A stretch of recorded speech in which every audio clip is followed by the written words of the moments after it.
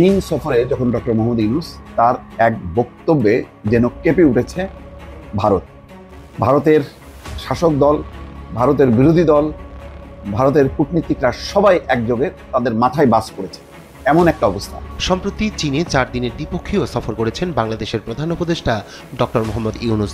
এ সময় ভারতের উত্তর পূর্বাঞ্চলের 7টি রাজ্য নিয়ে গঠিত 7 সিস্টার্স প্রসঙ্গে প্রভাবশালী ভূরাজনৈতিক বার্তা দেন তিনি।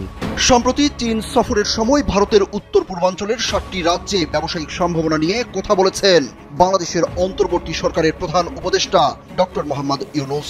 সেখানে তিনি বলেন, ভারতের উত্তর পূর্বাঞ্চলে অবস্থিত 7 সিস্টার্স নামে পরিচিত 7টি রাজ্য সম্পূর্ণরূপে ল্যান্ডলকড বা স্থলবেষ্টিত। সমুদ্রের সঙ্গে তাদের যোগাযোগের কোনো উপায় নেই। এই অঞ্চলের জন্য সমুদ্রের একমাত্র অভিভাবক বাংলাদেশ। ডক্টর ইউনূসের এই মন্তব্য নিয়ে ভারতের নীতি নির্ধারক ও রাজনীতিবিদদের মধ্যে বেশ তোলপাড় শুরু হয়েছে। ডক্টর ইউনূসের এই বক্তব্যকে হুমকি হিসাবে পাঠ করছেন তারা। নির্বাচন নিয়ে সরকারি মহলের পক্ষ থেকে যে খেলা আমরা দেখছি প্রলম্বিত করার জন্য, তাতে করে ডক্টর মোহাম্মদ ইউনূস সরকারের পরিণতিটা কি হতে পারে, কি ঘটবে ইউনূস সরকারের ভাগ্যে, তা নিয়ে নানান ধরনের কল্পনা এরই মধ্যে শুরু হয়েছে। মানুষের মধ্যে নানান ধরনের পারসেপশন তৈরি হয়েছে। অনেকে ফোরকাস্টিং করছেন, কেউ প্রত্যক্ষভাবে, কিছুটা ঘুরিয়ে ফিরিয়ে পরোক্ষভাবে।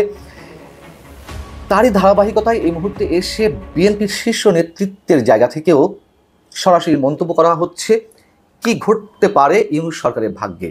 আসসালামু আলাইকুম দর্শক, নতুন একটা নিউজে আপনাকে স্বাগতম। প্রিয় দর্শক, ভারতের 7 সিস্টার্স নিয়ে ডক্টর ইউনূসের মন্তব্যে তোলপাড়। চিকেন নেক দখলের ভয়ে দিশেহারা মোদী সরকার, মোদীর রাতের ঘুম কেড়ে নিল ডক্টর ইউনূস। এবার কি চীন ও বাংলাদেশ একযোগে ভারতের 7 সিস্টার্স দখলে নিবে? এদিকে ডক্টর ইউনূস সরকারের বিদায়টা কি খুবই করুণ হবে?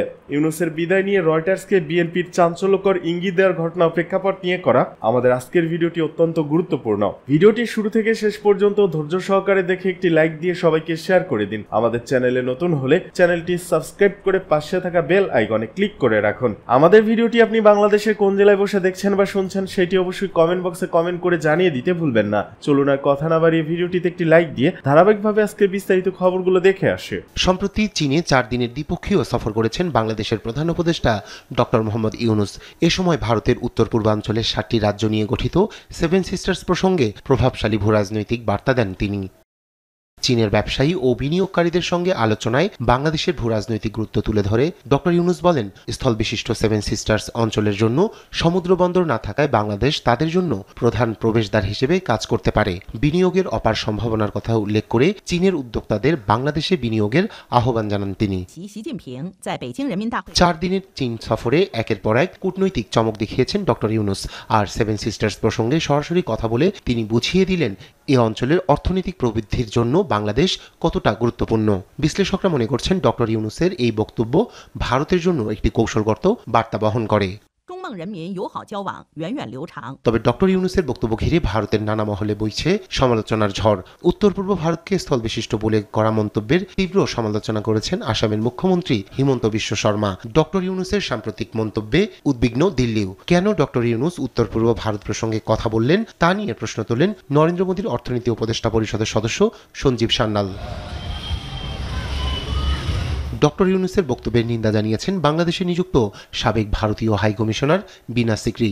চীন সফরে যখন ডক্টর মোহাম্মদ ইউনূস তার এক বক্তব্যে যেন কেঁপে উঠেছে ভারত, ভারতের শাসক দল, ভারতের বিরোধী দল, ভারতের কূটনীতিকরা সবাই একযোগে তাদের মাথায় বাজ পড়েছে, এমন একটা অবস্থা। দেখেন, সম্ভবত ডক্টর মোহাম্মদ ইউনূস জায়গা মতো হাত দিয়েছে। সেই জায়গাটা কি? 7 সিস্টার্স নিয়ে একটা বক্তব্য দিয়েছে। তিনি বলেছেন যে ভারতের পূর্বাঞ্চলের রাজ্যগুলো হচ্ছে স্থল বেষ্টিত, অর্থাৎ ল্যান্ড লকড। সেখানে সমুদ্রের সঙ্গে তাদের কোনো যোগাযোগ নেই। ওই অঞ্চলের একমাত্র উৎস বাংলাদেশের সমুদ্র অঞ্চল। তিনি বলছেন যে আমরাই ওই অঞ্চলের জন্য সমুদ্রের একমাত্র অভিভাবক। এই কথা বলার পাশাপাশি তিনি বলছেন যে চীন এখানে সংযুক্ত হতে পারে এবং তাহলে এখানে কলকারখানা স্থাপন করতে পারে, এখানকার উৎপাদিত পণ্য তারা তাদের দেশে নিয়ে যেতে পারে, তাদের দেশ থেকে আবার সারা বিশ্বে তারা এটা ছড়াইতে পারে। এই যে বক্তব্যটা রাখলো যে মানে ভারতের পূর্বাঞ্চল হচ্ছে ল্যান্ড লকড, অর্থাৎ স্থল বেষ্টিত, এখানে কোনো সমুদ্র নেই, একমাত্র সমুদ্রের উৎস হচ্ছে বাংলাদেশের সমুদ্র সীমা। সেখানে এখন কেউ কেউ বলছে যে ওই ভারত ভাগের সময় আমাদের বড় ভুল হয়েছে যে চট্টগ্রামকে আমাদের ভেতরে ঢুকাই রাখা দরকার ছিল, তাইলে আর আজকে ডক্টর ইউনূস এই কথা বলতে পারতো না। এবং এখানে বিপদ দেখছে যে এই অঞ্চলে ডক্টর মোহাম্মদ ইউনূস চীনকে আমন্ত্রণ জানাচ্ছে, এবং ভারতের তো ভয় বাংলাদেশকে নিয়ে না, ভারতের ভয় হচ্ছে চীনকে নিয়ে। চীন যদি ঢুকে পড়ে তাহলে ওই যে বলছে যে ভারতের পূর্বাঞ্চলের 7 সিস্টার্স 7টা রাজ্য, তারা যে মানে ল্যান্ড লকড, তখন সত্যি সত্যি লকড হয়ে যাবে, এই ভয় তারা অস্থির। তার মানে তখন পূর্বাঞ্চলের এই রাজ্যগুলো স্বাধীন হওয়ার চেষ্টা করবে। তারা বলবে যে না, আমরা আর ভারতের সঙ্গে থাকবো না, আমরা আলাদা স্বাধীন রাষ্ট্র থাকবো। এবং চীনের একটা সংযোগ হবে সেখানে, পাকিস্তানের একটা সংযোগ হবে, এইরকম একটি শঙ্কায় রীতিমতো ভারত এখন তোলপাড় চলছে। ডক্টর ইউনূসের এই মন্তব্য নিয়ে ভারতের নীতি নির্ধারক ও রাজনীতিবিদদের মধ্যে তোলপাড় শুরু হয়েছে। ডক্টর ইউনূসের এই বক্তব্যকে হুমকি হিসাবে দেখছেন তারা। দিল্লি আনুষ্ঠানিকভাবে এখনো এই বক্তব্যের কোনো প্রতিক্রিয়া জানায়নি। তবে নরেন্দ্র মোদীর অর্থনৈতিক উপদেষ্টা পরিষদের সদস্য সঞ্জীব সন্ন্যাল সামাজিক যোগাযোগ মাধ্যমে লিখেছেন, ভারতের 7টি রাজ্য স্থলবেষ্টিত হওয়ার তাৎপর্য আসলে কি, এই কথাটা কেন বললেন? আচ্ছা, বিনা সিকরি ভারতের মানে বাংলাদেশে নিযুক্ত ভারতের সাবেক হাই কমিশনার, তিনি প্রধান উপদেষ্টার এই মন্তব্যকে অবাক করা বলে অভিহিত করেছেন। তিনি জোর দিয়ে বলেছেন উত্তর পূর্বাঞ্চল ভারতের অবিচ্ছেদ্য অংশ। ভারতীয় সংবাদ সংস্থা ANI কে বিনা সিকরি বলেন, প্রধান উপদেষ্টা মোহাম্মদ ইউনূসের মন্তব্য অত্যন্ত হতাশাজনক, এই ধরনের মন্তব্য করার অধিকার তার নেই। বিনা সিকরি আরো বলেন, তিনি জানেন যে উত্তর পূর্ব ভারত অবিচ্ছেদ্যভাবে ভারতের অংশ এবং উত্তর পূর্ব ভারতের বঙ্গোপসাগরে প্রবেশের বিষয়ে বাংলাদেশ সরকারের সঙ্গে আমাদের অত্যন্ত ঘনিষ্ঠভাবে আলোচনা হয়েছে, এই বিষয়ে আনুষ্ঠানিক চুক্তিও হয়েছে। অর্থাৎ বঙ্গোপসাগর দিয়ে যে তারা উত্তর পূর্ব অঞ্চলে ঢুকবে এই ব্যাপারে চুক্তিও আছে, এই কথা বলছে। ভারতের এই কূটনীতিক ভারতের মূল ভূখণ্ড থেকে 7 সিস্টার্স বাংলাদেশের ট্রানজিট দেওয়ার বিষয়টি উল্লেখ করে বলেন, আমি বাংলাদেশকে একটি বিষয় খুব স্পষ্টভাবে বলতে পারি, যদি তারা উত্তর পূর্ব ভারতকে সংযোগের অধিকার দিতে আগ্রহী না হয় তবে তারা জলপথের অধিকার হিসাবে কোনো অধিকার আশা করতে পারে না। তাই তাদের এটি খুব স্পষ্টভাবে জানা উচিত এবং এই বিষয়ে তাদের কোনো ভুল ধারণা রাখা উচিত নয়। আমাদের এই বিবৃতির নিন্দা জানানো উচিত। অর্থাৎ বলছে যে ডক্টর মোহাম্মদ ইউনূস যে কথা বলেছেন তার নিন্দা জানানো উচিত। তারা বলছেন যে পাল্টা যে বঙ্গোপসাগরের বাংলাদেশ অংশের বাইরের অংশ তো ভারতের, সুতরাং সেখানে তারা মানে একটা প্রতিবন্ধকতা তৈরি করবে, মানে একটা পাল্টাপাল্টি আর কি। ভারতের প্রতিরক্ষা বিশেষজ্ঞ প্রফুল্ল বক্সী ANI এর কাছে ডক্টর ইউনূসের বক্তব্যের প্রতিক্রিয়া জানিয়ে দাবি করেন, ভারত বাংলাদেশ তৈরি করেছে, ভারত নাকি বাংলাদেশ তৈরি করছে। আচ্ছা, এবং তা করার সময় কোনো মানচিত্রগত সুবিধা নেয়নি।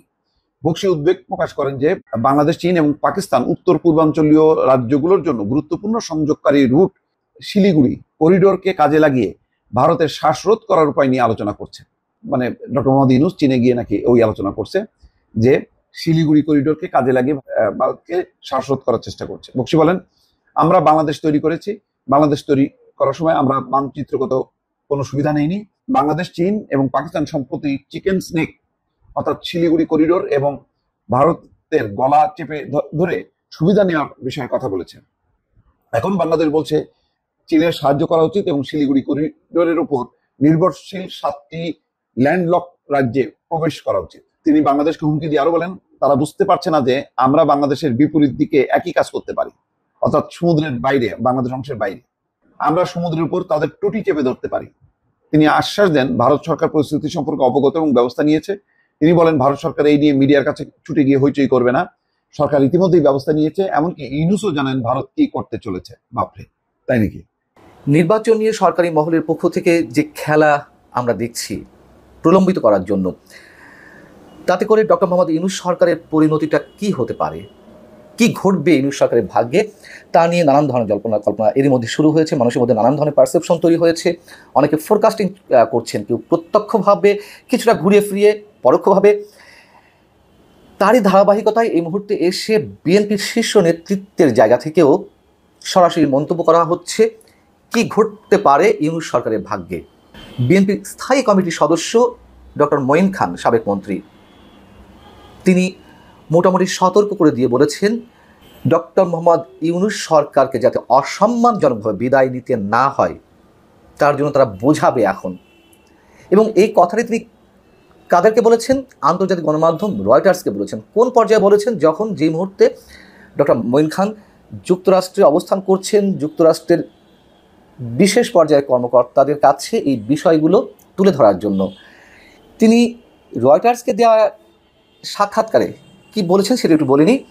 তিনি বলছেন যে এ বছরের ডিসেম্বরে নির্বাচনের বিষয়ে সবাই একমত হয়েছে। নির্বাচন ডিসেম্বরের পর গেলে পরিস্থিতি আরও খারাপ হতে পারে, জটিল হয়ে উঠবে, বাংলাদেশের মানুষের মধ্যে ব্যাপক অসন্তোষ তৈরি হবে।